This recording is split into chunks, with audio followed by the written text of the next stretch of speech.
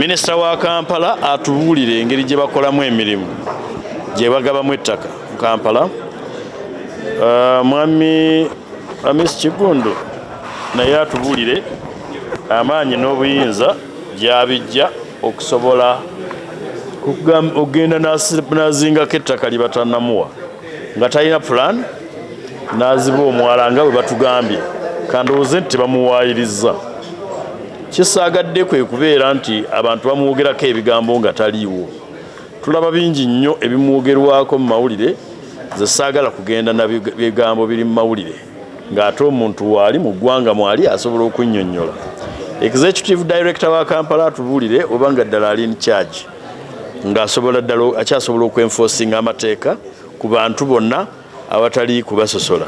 Kye twagala bajje batubuulireko. Download the app on App Store or Google Play Store now. Vision Digital Experience, the future of media.